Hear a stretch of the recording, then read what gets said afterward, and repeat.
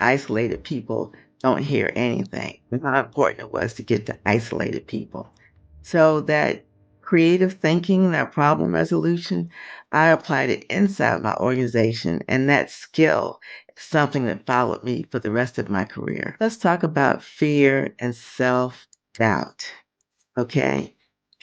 This will be a game stopper for a lot of us, and it was for me in many respects.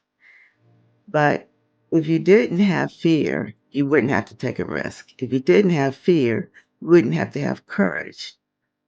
It takes courage to get past some of that fear, uncertainty, and doubt. I had a situation when I was in college and I needed some extra money. It was the Christmas break. I decided that I was going to get a job at Sears. My sister had a part-time job at Sears. Her boyfriend at the time had a job at Sears. Well, I could not get a job at Sears.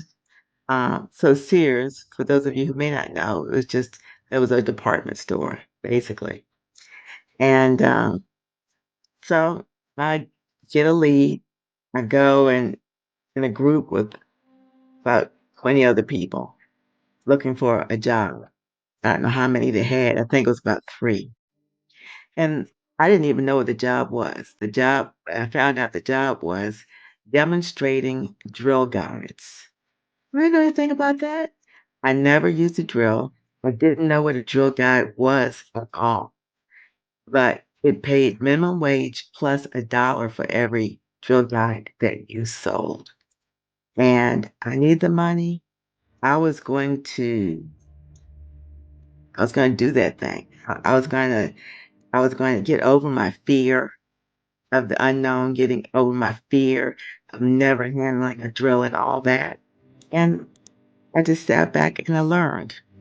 So in this little session that we had, they taught us how to use the drill guide. And they gave us an opportunity to use the drill guide.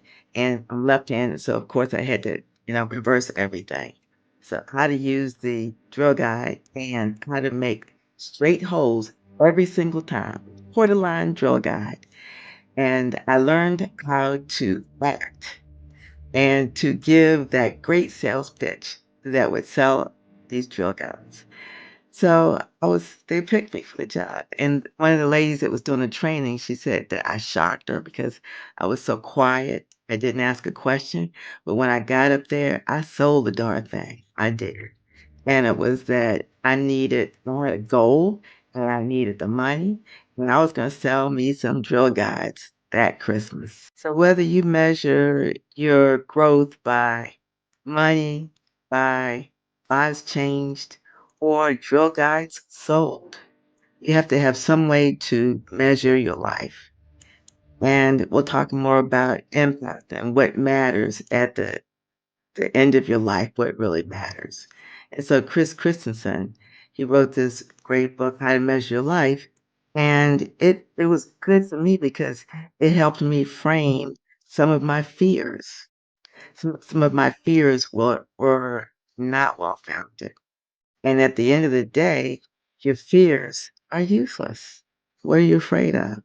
Sell the darn thing. Do what you need to do. If you're going to make a mistake. Learn from it and move on.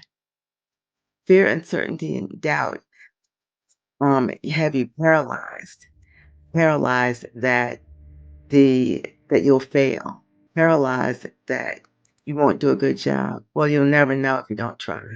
So you have to get over your fear, turn fear into courage, and do that next thing.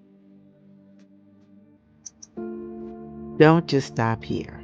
If today's video helped you imagine what consistent growth could look like and with the right support system, to get that, join our free WhatsApp growth community.